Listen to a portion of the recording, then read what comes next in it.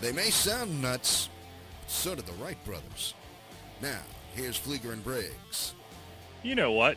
You all are welcome. We don't even let a holiday stop us. Welcome into It's Just Sports here on the 12-Ounce Sports Radio Network. Check out everything they have to offer over at 12ouncesportsnetwork.com, at 12OZ Sports on Twitter. And, of course, you can follow the hardest working guys in sports talk radio at Asylum Football on Twitter. It's just sports123 at gmail.com, and find all the archives, because this one certainly isn't going to be enough for you over at asylumfantasysports.com. Rick Briggs still hiding under his table over in Studio A, drunk as a skunk, I have to assume, on a picnic day. How's it going today, old man? Certainly not. Just working my can off. I mean, that's all I do. And like you said, you hit it. You are welcome. We are Flieger and Briggs, back in practicing safe broadcasting once again, which really sucks. But we are here to bring you It's Just Sports talk. We are the hardest working guys in sports talk, I'm sure, right? No doubt. In our minds, anyway. Yeah, I mean, if you just seen all the prep I did today on my holiday, my God, it was almost 10 minutes worth, and it was a hard 10 minutes, too. I wish everybody could see, I have Rick on video, and he just spit beer all over the console in Studio A, so that made it worth it right there. All right, Rick. Well, not a ton going on. I guess we can talk about that disgrace that happened at Medalist yesterday. I don't know how much you want to talk about the Coca-Cola 600, but I do find it interesting, this 24-team NFL playoff format they're looking at in turn to get things open back up. I desperately want hockey, but I don't know about this one, Rick. Seems a little odd to me. Yeah, it's strange. I'm not sure. I know they want to crown a champion. I know they want to make up some lost revenue, but 2014 playoff,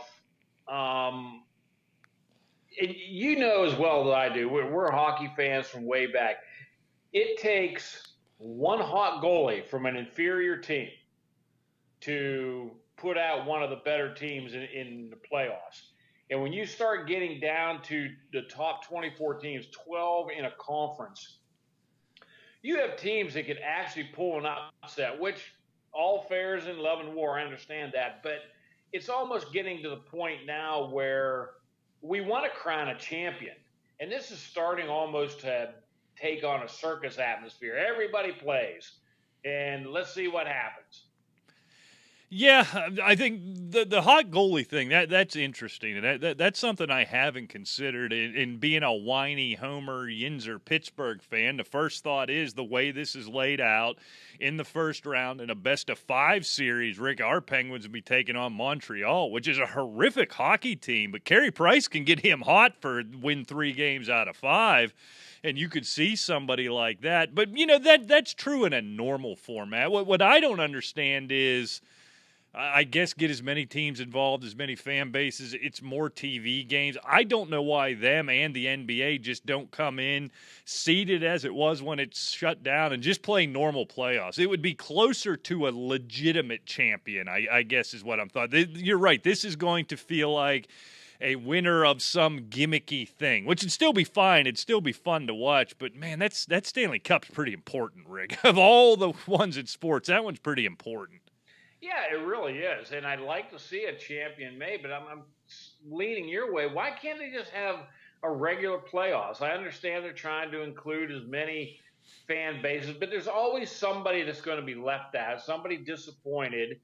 So why can't they – I mean, if they wanted to include these 24 teams, why don't they at least play the in-hand games where everybody's even – which could change who's actually in the playoffs, because there's a lot of teams on the cusp right now that are out looking in and vice versa, and it could change if they would win, you know, their games in hand, because some teams have as many as 3 games in hand over somebody else. So I don't know. I'm just kind of in favor of the 16.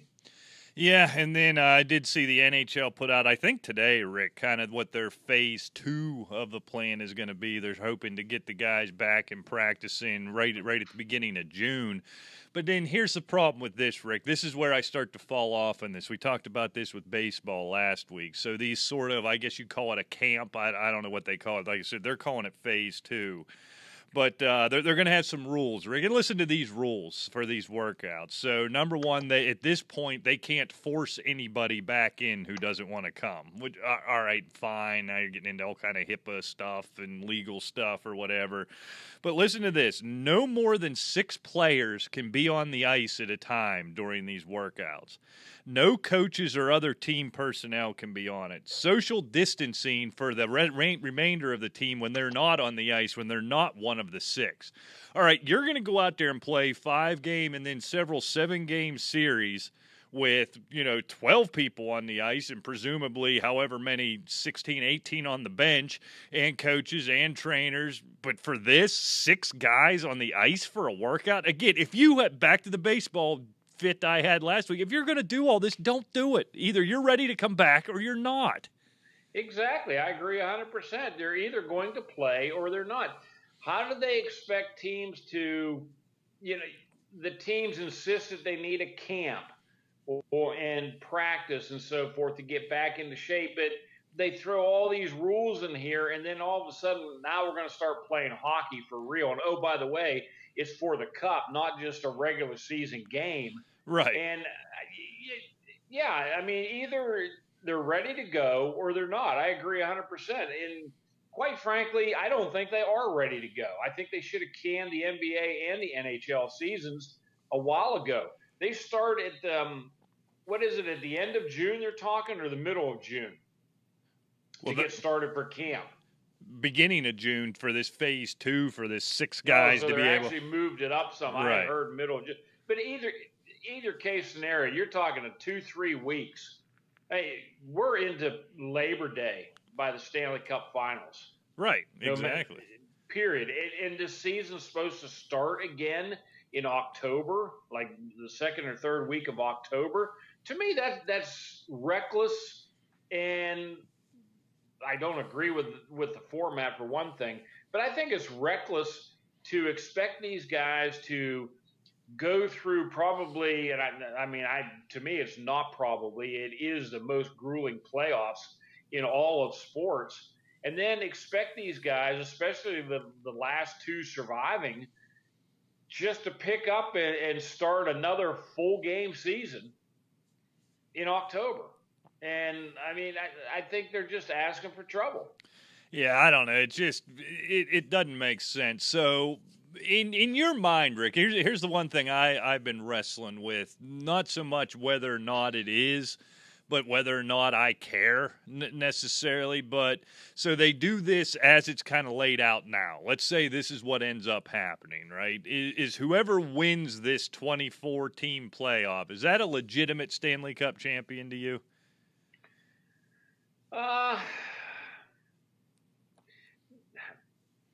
It certainly deserves an asterisk. Let's put it that way. All right.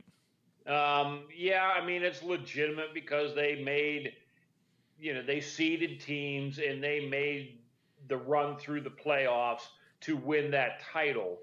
But yeah, I mean, I just think it needs an asterisk because it is weird.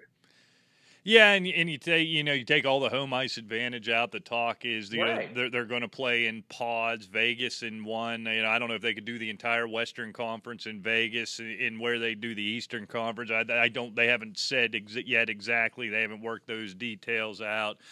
I think they had Raleigh down as one place. Okay, yeah, that'd be. But now I'm sitting here thinking, okay, we all know how bad some of these ice. We saw some of the playoffs when the Lightning were in the playoffs, and we're just talking the first part of June. You get into Raleigh and Vegas in mid-July, end of July, August. This ice is going to be slush. Oh, absolutely. Yeah, I don't care. Vegas does a better job than that, but an actual just arena like the one in Raleigh, if that's the one they use, that's going to be about impossible. We've seen it in Pittsburgh. I've seen it firsthand in Pittsburgh, the Herculean efforts they have to take to keep that ice frozen when it's 95 degrees with 100% humidity outside. You know, my biggest fear in all of this is if this happens, this is going to do gangbusters from the first game to the last game of the Stanley Cup final. I'm doing the air quotes thing. TV-wise, obviously, right, with just nothing else on. It's not as high as it would have been last month when the weather was rotten with the weather getting nice, but it's still going to do here we go again with this stuff, Rick. Far exceed is the word I'm trying to say. Anything the NHL's done in the past. What I don't want this to be is in these executives thinking, a 2014 playoff format really seems to be the way to go. The NHL, out of anybody, has the most perfect playoff structure, and I'm terrified the TV executives and the league executives, when this does well, and if it happens, it will do very well. Now we're going to water down the NHL playoffs going forward. I'm afraid you're not going to be able to unring this bell if this thing works out. Oh, I agree. And you know, you brought up that as it stood with the Penguins would be starting off with the Canadiens, and I've seen where they have, for each division, there are 6 teams, and number 1 and 2 out of the divisions would play each other to decide a division winner. Then it says each division's number 3 seed would play the 6, and the 4 would play the 5. In a best of 3 for the right to keep playing. And that would leave 4 remaining playoff qualifiers from each division, which would be 16 total playoff teams. When did this come out? I don't know. I'm reading it right now. And I'm trying to get the details if this was something they scrapped, but it doesn't say that.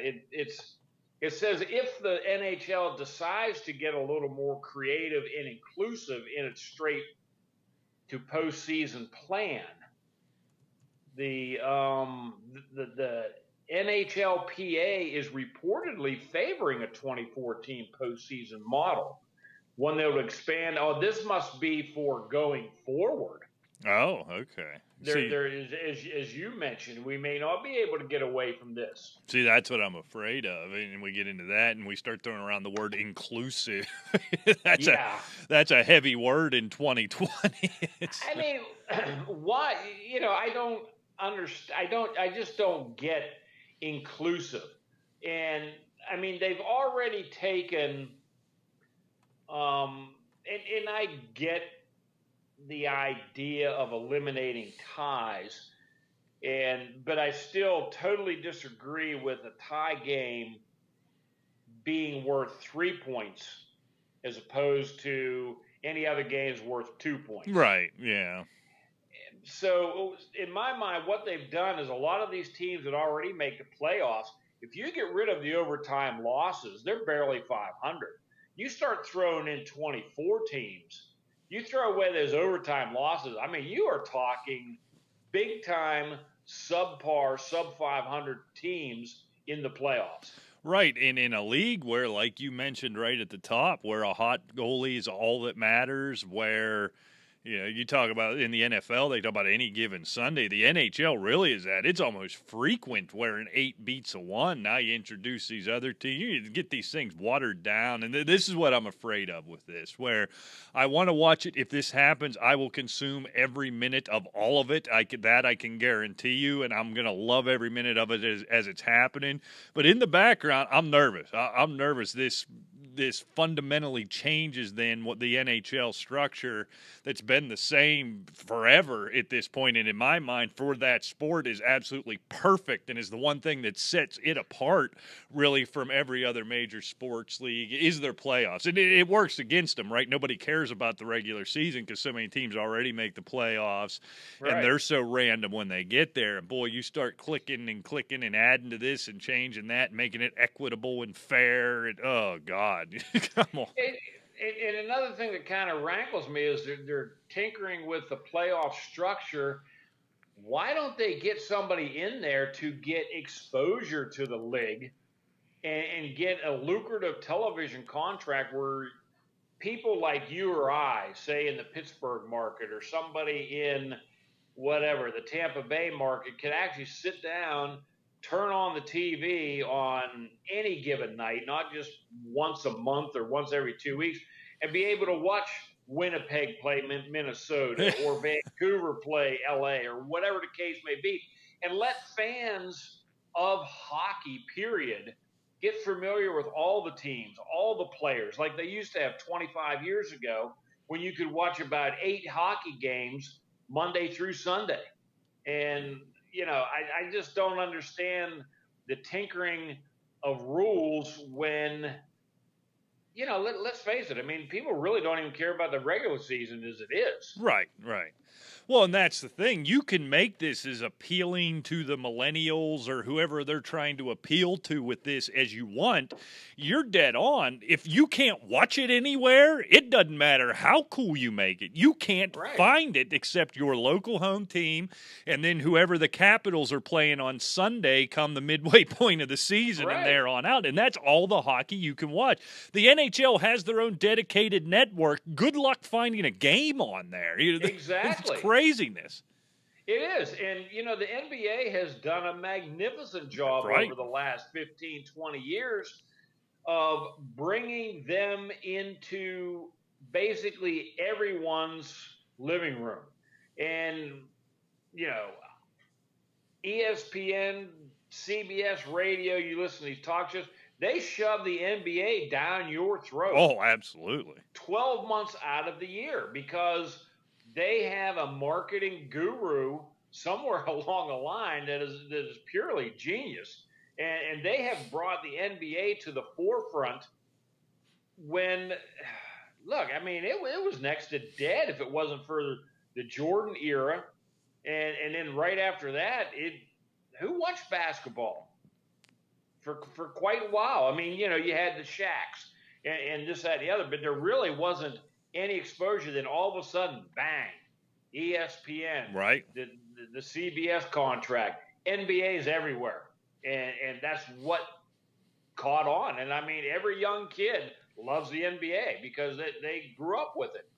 Yeah, I mean, if I'm the NHL at this point in the United States, I put my product out there for next to nothing on some major network. Look, it looks like ESPN's never going to happen again. They've put their eggs in that NBA basket, even if they're willing to have them back. That's the NBA channel now, along the NBA has their own network as well. But there's got to be somewhere. Remember for a while, they had it on the Outdoor channel, and then it changed branding like 7 or 8 times, and then it just went away.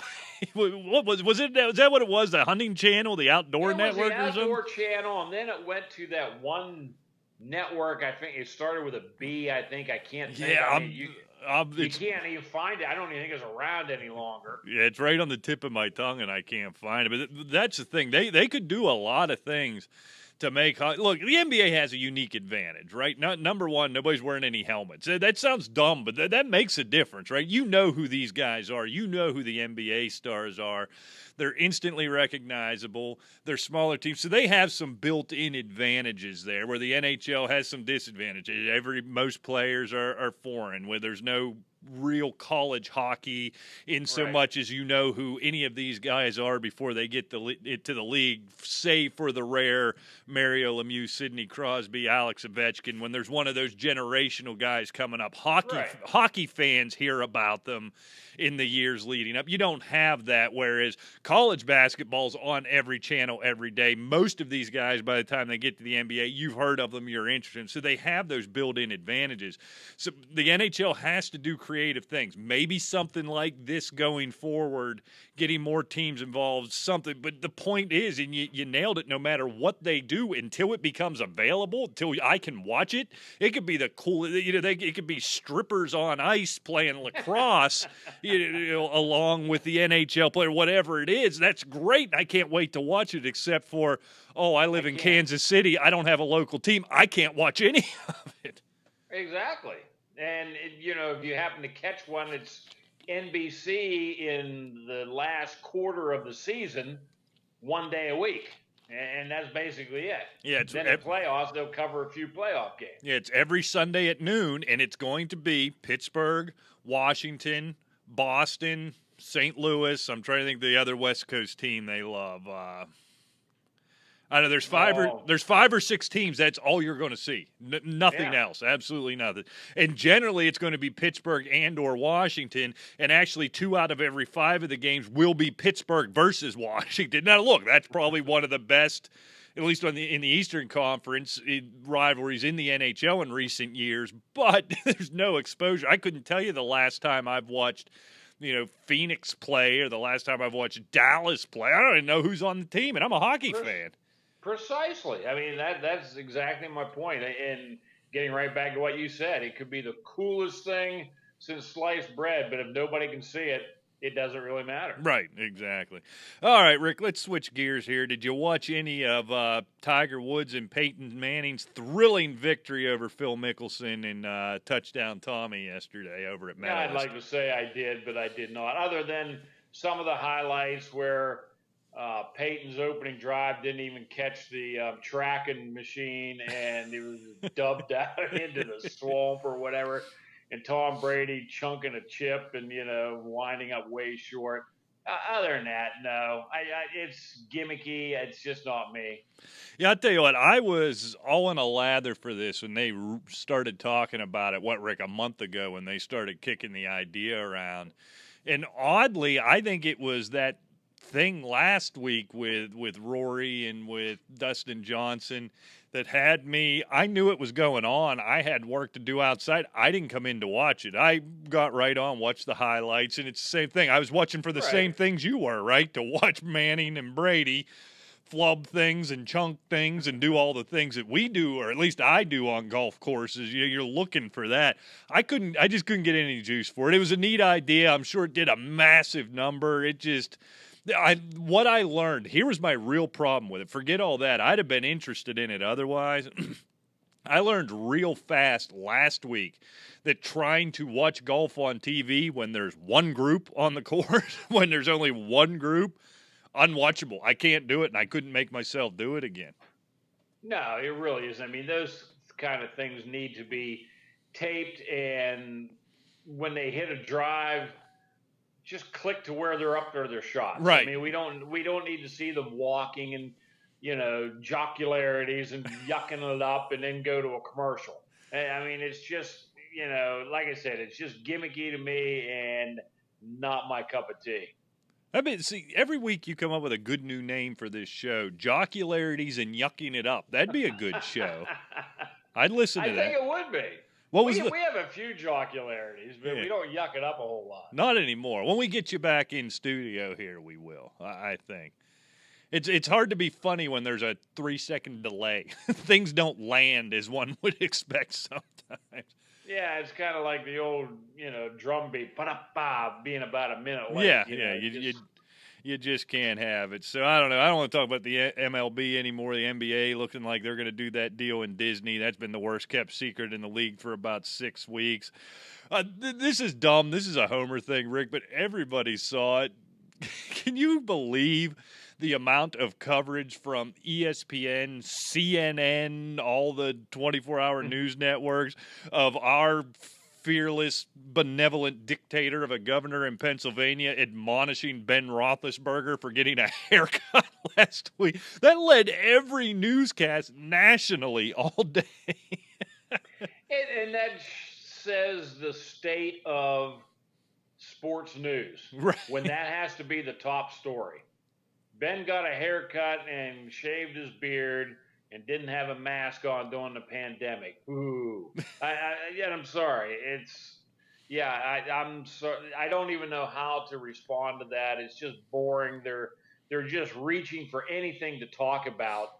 And as we are, we're cutting them up for talking about this. So, I mean, it's really sad when this is what it gets down to. The elitism and everything.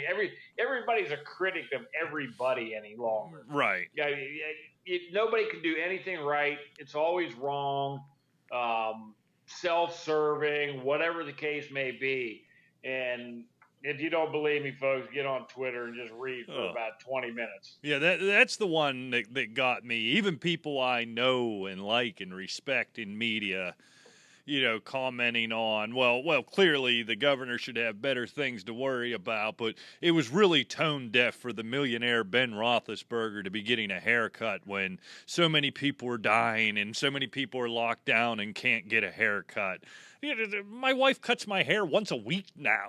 So what? This guy was his buddy. So he had a buddy cut his hair. He put it on Twitter because, first of all, I don't know how anybody saw it because literally Ben Roethlisberger has everyone, including your boys, blocked on Twitter, even though we've had zero interaction with him ever. So yeah. I don't know how anybody knew it, but come on, tone deaf? Really? Come on. Get over yourself here.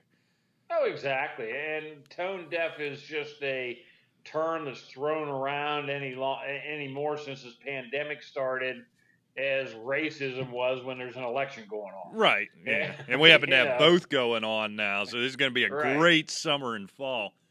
Yeah. So you will hear more and more buzz phrases and buzzwords thrown around for the next 5 months. Oh yeah, it's going to be great. But yeah, the mask thing too. This is kind of step 2 of the hissy fit I had last week about the stay-at-home warriors and how they've put themselves on the level of World War II soldiers. Which is apropos here on Memorial Day today. Now the next wave is that's become more untenable when things start to open up, and even the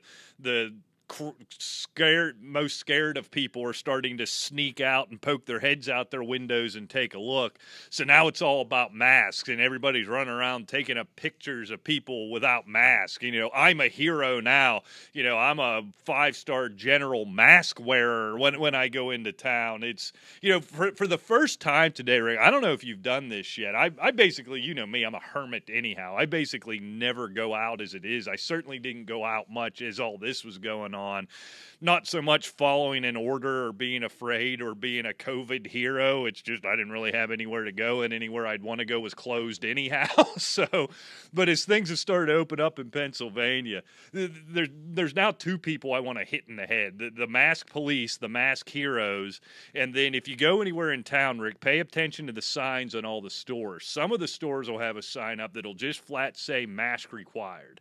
But a lot of them, they're doing this deal where, they'll put the mask required and then in fine print, although if you have some medical condition that says you can't wear a mask, we're not going to say anything to you.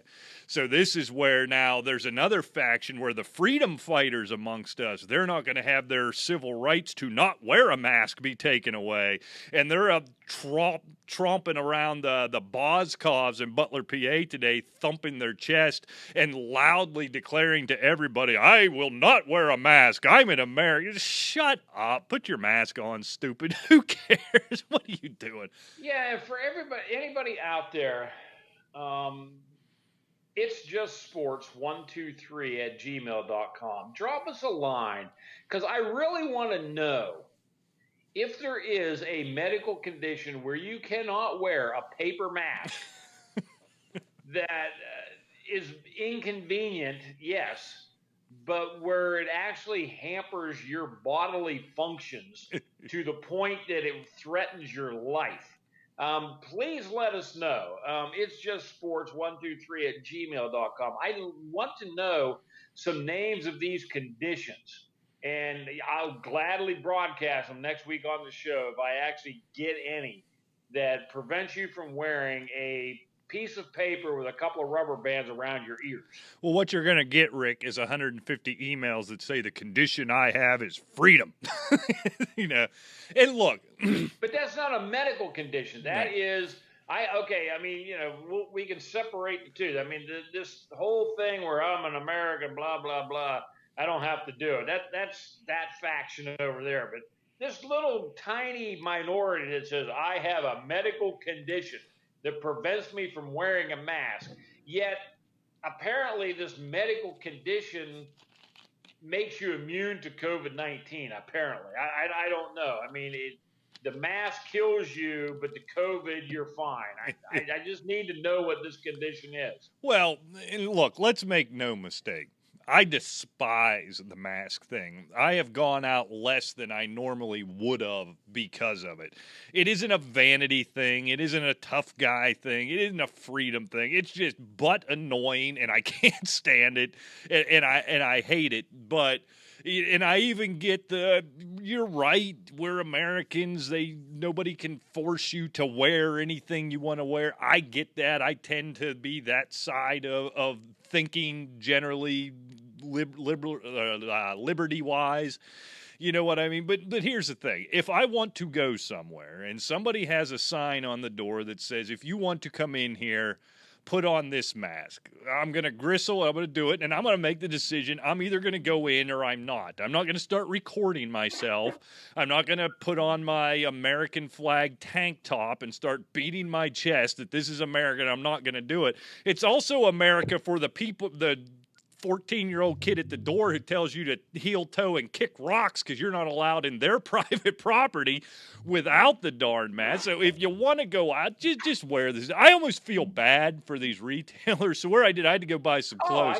Certainly, I do too. And quite frankly, this mask thing, I don't look at it as they really care about me catching it. But as a human being, and I mean, we talked before the show on it. I mean, my mother's still alive. She's going to be 95 this year. You know, people at risk. There's children with conditions and so forth. If you happen to pick that up, maybe you're asymptomatic, but you happen to go back home or visit somebody, and then they get it, and something serious happens to them. How would you feel? And I mean, you know, that's how I look at it. Yeah, I mean, if I don't care about myself, that's my business. But, you know, everybody's life to them is important. And I don't think that, you know, if I gave it to somebody and it, you know, literally killed them, I don't really know how I would handle that, quite frankly. Yeah, I think some of that comes down. I honestly feel, and this may stun you, Rick, and our listeners. I know nothing about this. I truthfully, in my heart, using common sense, at least what's common to me, which probably wouldn't be common to most sane people, I grant you, this almost feels like placebo, right? This is a kind of a way of saying, look, we got to get back out there, but I don't want to be the guy to stand up and say, yeah, a bunch of you are still going to get sick, and yeah, some of you are still going to die, but we can't keep doing this. This is just as bad, maybe worse. So, hey, let's have everybody put masks on. Then if it keeps going around, we can say, well, hell, we did everything we could. We had you wearing masks. We had you rubbing hand sanitizer in between your butt cheeks every time you went somewhere. All these steps they have to do. But I don't want any misconceptions. I really think everything needs to open up, too. Well, yeah, absolutely. You can't stay closed and survive. But what these companies have to do, so it was funny. So I was in a clothing store today, Rick. I had to get basically all new clothes here as my COVID, you know how the COVID changes the body structure for a lot of people, these months-long lockdowns. And so you know, they've got the guy standing outside with the clicker counting how many people coming in, and there's only one way in. It is a giant department store. You know, there's about 6 sets of doors, but there's only one set you're allowed in and one set out. And then they got arrows taped on the floor everywhere. There's only a certain flow of traffic. And so, of course, I got my shopping done in 8 minutes, as I'm wont to do. Well, the woman to whom I'm related by marriage came along with me. She decided to do some shopping too. So point being, I had some time to kill after everything I found. So here's what I did, Rick. I started following the arrows. You want to talk about placebo? Every set of arrows I followed boxed me into a corner. I eventually hit a point to where if I kept following the arrows, I couldn't go any further. I was just stuck somewhere. But these are the things, again, like the mask, these businesses feel like we have to do. If we want to be open, we've got to show we're doing all this horse shit that means it's meaningless, but we can say we're doing it. You convince people to feel safe to come out, convince the government that they're being responsible. The whole thing's madness. But I had more fun doing that. I'm following my arrows, and you come to a crossroads, and there's either no arrow or the arrow sends you right, and you get to the far right, and then the arrow, no more arrows. You can't go. I'm staring at this wall, and if I wanted to be true to the arrows, I live there now. You know, I really wish someone would have filmed you following the arrows because it would have been hours of entertainment trying to watch you figure your way through a department store. Hey, I hadn't been out in a while, and like I said, I had time to kill. So, Rick, real quick before we get to the NFC East, I can't believe this is back again. They had mentioned this last year. I thought it was an onion piece. The NFL looking at this 4th and 15, replacing the onside kick again. Can you just destroy this thing, and we'll never talk about it again? I wish I could, but they could keep talking about it. It's going to happen, isn't it? It sure sounds like that because they keep revisiting it. And I don't know. I mean, we've talked about this, but when it came up the first time on previous shows, it's just another gimmick. The onside kick is not a play that succeeds all that often, but it could surprise you. We've seen it in the Super Bowl. I mean, you know what I'm saying? Yeah, going back to Sean Payton, won him a Super Bowl. I just don't understand how they can make. I mean, how do you make it a 4th and 15? Yeah, it's just arbitrary. We're going to put the ball on the 25, and it's just an arbitrary 4th and that's meaningless. What is that? But how does that replace an onside kick? No, it doesn't. No. If you're behind. You know what I'm saying? If you're behind and you're kicking the ball off, how does that? It makes no sense to me. And especially the way the league's gone. Here's my real problem with it. Now, there's different iterations of it spinning out there. The one I seem to be seeing the most is, you remember before they had to be behind and it had to be in the 4th quarter? Well, this one they have out there now, it can be done at any time, but a team can only use it twice in a game. So on its surface, that makes sense. Here's what I don't like about it. This is going to sound dumb, and I know the response from all the macho men in the world, not Randy Savage, the guys, the no-mask guys at Sheets today, all the response, well, if you don't like it, stop them. The way the NFL's set up right now, the advantage offensives have, the disadvantage, defensive backs have in not being allowed to cover somebody, I don't think a 4th and 15 is going to be that difficult. I'll tell you what, if I'm Andy Reid, here's what I do with my offense. I win the toss. I get down, I score a touchdown. I do this 4th and 15. I guarantee you Pat Mahomes makes that happen. I get down, I score again. I got one more left. I do it again. I'll bet you it's 7 out of the 16 games, and if he wins a coin toss, Andy Reid's team has a 21-point lead before the other team ever touches the football. This is what I don't like about it. I agree, and there's something to be said if you're behind. It's been a close game. Maybe you were down 2 touchdowns. You scored one at the end of the 3rd quarter, and now you get into the 4th quarter. You score again, and you're only down by 2 points, something like that. This team has momentum, and like you said, all of a sudden they score 21 straight points. Where if you tried an onside kick and the other team gets the ball, basically game over. Right. You tried, and it failed. But a 4th and 15, you have the critics. Well, you can try the 4th and 15 and you fail. But it's totally different. You have time to make a play. It's not nearly as chaotic as an onside kick. People, bodies flying everywhere. The ball's bouncing right, left, straight up and down, everywhere. People's all over the place. In a structured play, we've seen many, many, many plays that go over 15 yards. Oh, easily. I mean, so, yeah, I just think it's ludicrous. And are you telling me, honestly, that the Andy Reids of the world, that the Bill Belichick's of the world can't come up with a play that's going to be 60% effective in a 1-down, 15-yard scenario? I almost guarantee it.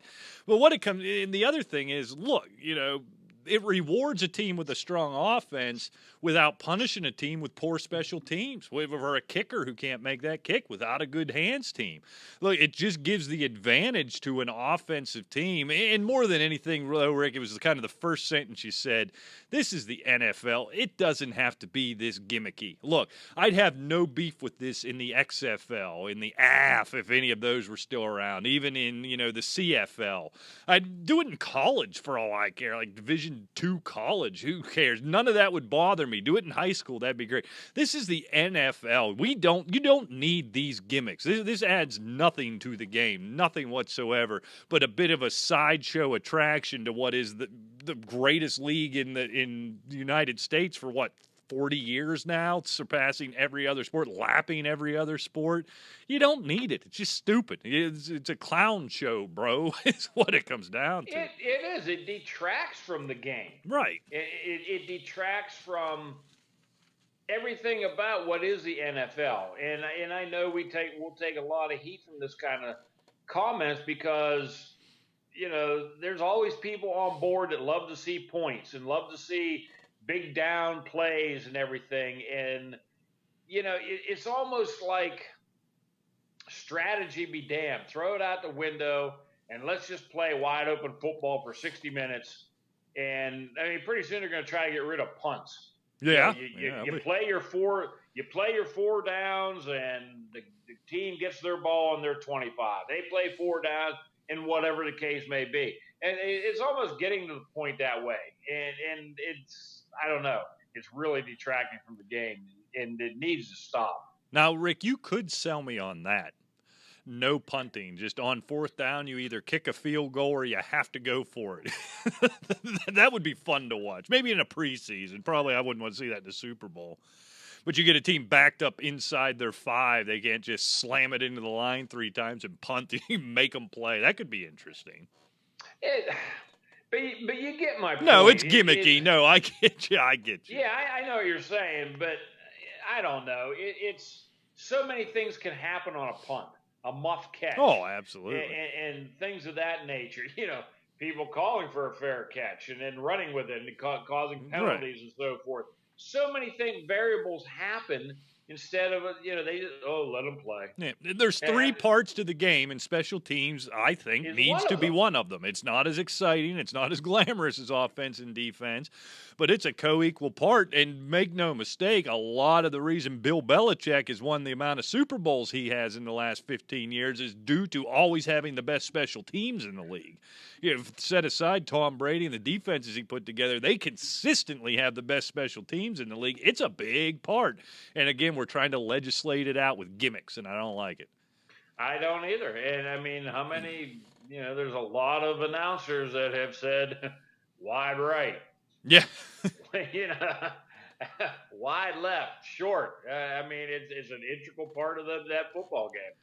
All right, Rick, let's hop over, keep our series going here, our time-killing series, looking at all these NFL divisions as it looks more and more like in some way or another we're going to have NFL football this week.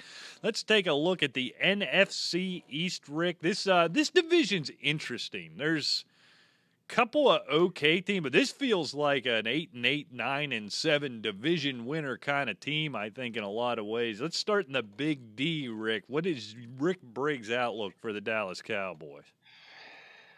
This is, you hate to say it, but Dallas seems to be a real enigma.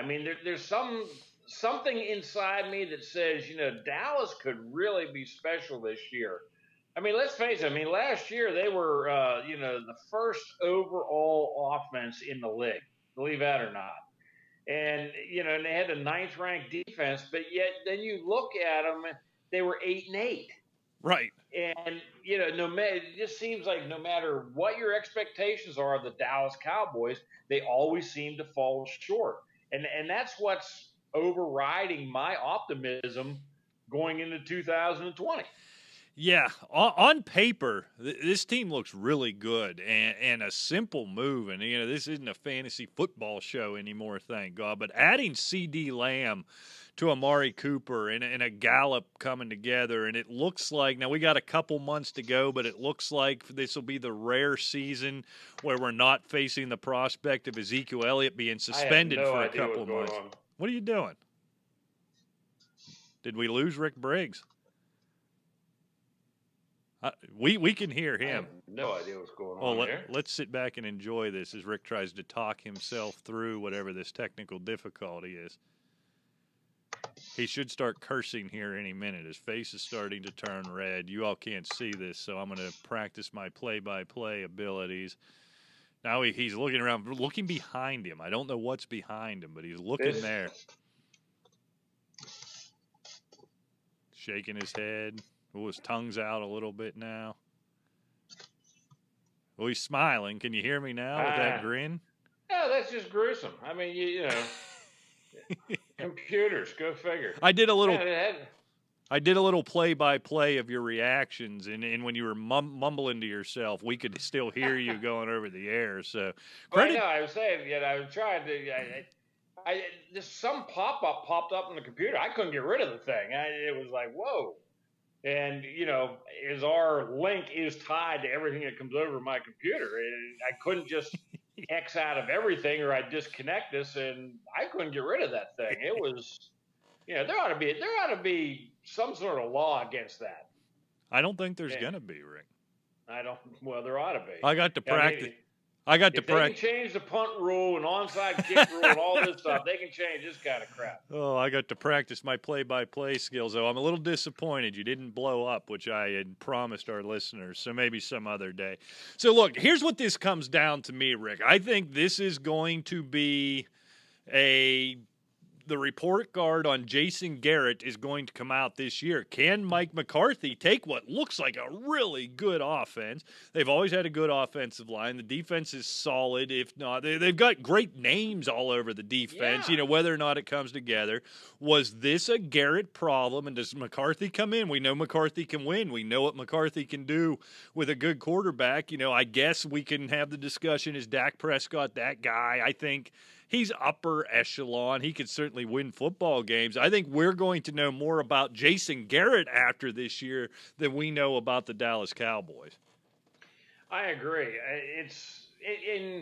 You hope that McCarthy's coming in fully charged, because in the last couple of years in Green Bay, he looked totally just bored with the whole situation. He didn't want to deal with Rodgers. It just seemed like he didn't want to deal with anything any longer. Right. I'm hoping in Dallas that he comes in, it's a fresh start with him, and that certainly does seed some optimism, because as you mentioned, the Garrett thing, it's going to be a report card on him. Was it Jason Garrett doing nothing with plenty? Or is it just not as good as what these players aren't just as good as what we thought they were? Yeah, or is it? And that's what I wonder. Is with the Dak Prescott contract dispute, and we'll save that one for another day. That could use up the rest of this time. Or is it Dak Prescott is good enough to put up good numbers, but isn't good enough to win football games? There's a lot of guys like that in the league right now. Kirk Cousins, we could start going down through the list. You're going to see who Dak Prescott really is. And was this on? I think here's what we're going to know. Was this on Garrett, or is this a Dak Prescott problem? Because everything around them on both sides of the ball are good enough to win double-digit games. And somehow, even looking at this, Rick, I'm with you. This looks like an 8 or 9 win team, just because I think that's what we've gotten used to with Dallas. So, it's going to be interesting. I just have one of these gut feelings that they're 8-8, 9-7, or they're going to be 14-2. They almost should be when you look at this talent, especially. All right, Rick, one team that's not as hard to figure out is your New York Giants. My New York football Giants. Boy, I tell you, Eli sure is hopping on the Frank's Red Hot Twitter bandwagon. He just all of a sudden is everywhere. And everybody and their brother's following Eli on Twitter now because he's doing the Frank's Red Hot thing. But no, these New York Giants, boy, they're a hard case to figure. You look at that team. Daniel Jones certainly made some strides last year. We think Barkley's healthy coming in, obviously. They don't have a ton of weapons, but yet they're really not lacking. Their defense was really suspect last year. They tried to address that a little bit through the draft. I still think the Giants, 5-win team, maybe 6. Yeah, I was disappointed in their offseason. And you're right. The defense was a huge, huge problem for them last year. And they did go out and try to address that. And that's where they spent their time and they spent their money. But after just the beating he took, and this may just be me rooting for him, Rick. We talked about it on the previous iteration of the show almost everywhere. I was rooting so hard for this kid just because of the reaction of all those idiot Giant fans and all those a-hole draftnicks who he got drafted before he was supposed to be. And so that doesn't just mean it was a poor use of a draft pick. Daniel Jones is the worst player ever to put on a jock shirt. You know how all that goes. So admittedly, I've been rooting for the kid.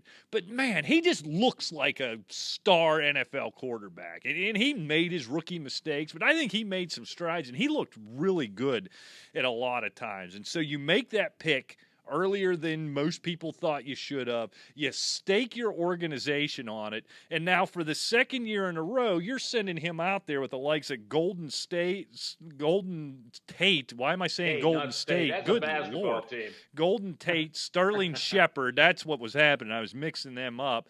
And Darius Slayton, nice pieces. Why don't put some star power around this kid? I love Evan Ingram, but he can't stay healthy, it doesn't appear. Hopefully Barkley's back and healthy. Boy, I'd have focused some more on getting this kid some weapons. I think he could be a transitional type quarterback that could just take you this team on a skyrocket. Yeah, we have to address the defense, but let's get this kid what he needs and get him going first and then deal with it. I was disappointed in their offseason based on that. Yeah, I agree with you in so much as that I could live with Shepard and so forth if Daniel Jones isn't getting murdered back there. Right. If they had a Dallas Cowboy quality offensive line with Saquon Barkley back there, then they're fine. But see, that's the problem. They didn't add any star power, as you mentioned. And the offensive line certainly isn't going to be ranked in the top half of the NFL. No.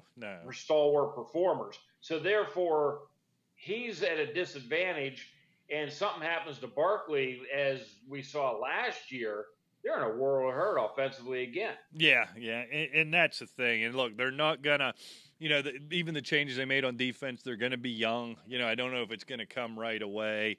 Boy, I'd have just focused there because I certainly hope, and I think this kid's going to be special. So let's go on another I'm going to quit trying to say that word. Another confusing team, Rick, down in Philadelphia. We don't know who Carson Wentz is. We don't know what's up with the receiver core. Quit laughing at me.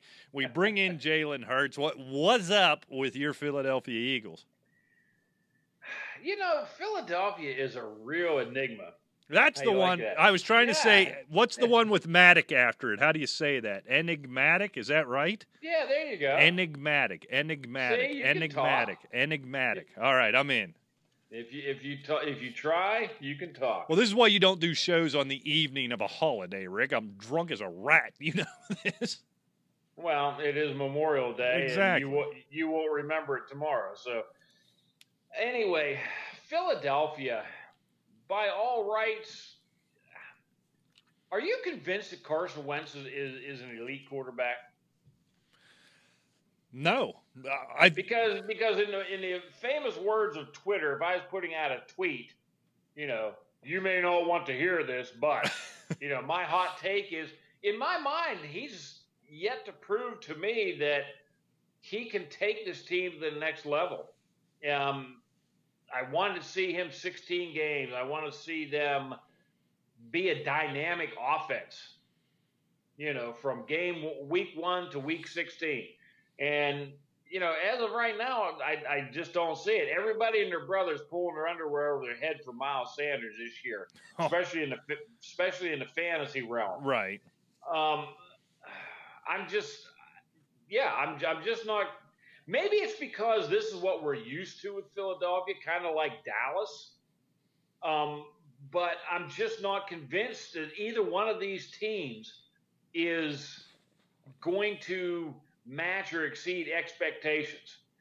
And I want to see it. I think Philadelphia has the better chance of the two, quite frankly, even though on paper, I almost say Dallas is the better team. Oh, and I don't think it's even close, Rick. So kind of getting back to your first point, Carson Wentz has elite-level talent, elite-level arm talent. Sure. Make every throw and make throws you wouldn't think he could make, but it just hasn't quite there other than that short stretch early on, right? And the big thing is, you hate to say it, he can't stay on the field. He's not on the field all that. And since he came back from that injury, he hasn't quite looked right. And now that's factor in where, we can do 8 seconds of fantasy here. Everybody's, like you said, losing their mind over Miles Sanders. That ain't who Doug Peterson is. There's 2 guys you don't know about yet. They're going to get big-time touches in that offense this year. And then going back to the end of last year when, Greg Ward was your leading receiver at the end of the season, and now we're still going into a year, you draft Jalen Reagor, but still Alshon Jeffrey, who's 2 days older than dirt himself, Deshaun Jackson, who might be older than him. Look, you love the tight end combo of Ertz and Goddard, and that helps the quarterback. But, Rick, I took this Jalen Hurts drafting. Number one, they're going to be trying to do gimmicks with him, and I think that throws a rhythm off for a guy like a Carson Wentz, number one. And number two, that's Doug Peterson saying, you know what, I ain't all that sure either. I'm going to take a risk on a guy like this Hurts, and I'm going to work on him in the background because I ain't so certain. So if what I'm saying, if Doug Peterson isn't certain about Carson Wentz, I'm not going to sit here and pound the console and say I am as well. I agree 100%. And that is the whole linchpin of Philadelphia, given the aging talent that they have at wide receiver. Yeah, granted, like you said, the tight ends are excellent. Love to have them. But you still need some field stretching capabilities downfield. And Deshaun Jackson, we know him. For years, he's been a spurt superstar. But something happens and he gets mad and he's done. Right. Or he'll get injured, and he will do nothing to make Carson Wentz a friend or to help him out. No. So I mean, this is where you're really at the surface. If I had to pick right now, I have Dallas winning the division. Yeah. Enigmatic. I got it, Rick. All right, real quick. We only left them a couple minutes, but it might be a couple minutes more than they need. The Washington Redskins. This is a team that's not enigmatic. They're bad. Yeah, just bad. Everybody knows that. And they're a 3-4 win team. I don't know what direction they're even taking this team right now, quite frankly. Look, I love Terry McLaurin. Really like what he did last year. And he will probably improve. But, there's just not enough weapons there. The defense really did okay for how bad that team was last year, but they're just not in the right place right now, and they just don't have enough talent anywhere. Yeah, it looks like a Ron Rivera team, right? They need weapons. So Dwayne Haskins is at such a disadvantage. You feel bad for him. Yeah, you got Terry McLaurin, who's an emerging star, but then you got Latimer, and he's in jail, so he ain't going to be around. Sims, Herman, you tell me everything you know about Mr. Herman at the wide receiver position. You got Darius Geis, but he had health concerns coming in. He hasn't been able to get healthy yet, so here we go again with 74-year-old Adrian Peterson. They lose Trent Williams, a terrible offensive line. This offense is going to be abysmal. And it's a shame with a young quarterback, and it's a shame with this defense. This front seven is up in the conversation of the best front sevens in the NFL. If Chase Young is what we think he should be, and he sure looks like the most surefire thing in a draft we've seen in a lot of years, and you put him on that front seven with guys like Montez Sweat and Payne and Allen and Ryan Kerrigan, that could be still some question marks in the secondary, but that front seven, boy, if Geis could stay healthy and they can run the ball and play defense based on those names with Ron Rivera coaching them, they could win some 19 to 13 games. You guys will learn as we get into the season. That's how I like to pick games. But I think it's going to be tough sledding this year. And unfortunately, I think we're going to see a lot of Kyle Allen because Dwayne Haskins just doesn't have an opportunity to evolve here. Well, there's no doubt that the defense is going to be stalwart. But like you said, if the offense is abysmal, that defense, number one, is going to start suffering injuries because they're going to be on the field so long, but it's going to start wearing down. And that's when the wheels can really come off. I like Riverboat Ron, and I think that they're going to be going in the right direction, but it's just going to take a lot more than 1 year. All right. Well, Rick, we ran it right up to the bitter end here. Happy Memorial Day to everyone. Thanks so much for listening. We'll be back next week. Check out everything 12ouncesportsnetwork.com, at 12OZ Sports, and, of course, at Asylum Football on Twitter. Happy Memorial Day. Stay safe. Until next time, we'll see you. Take care.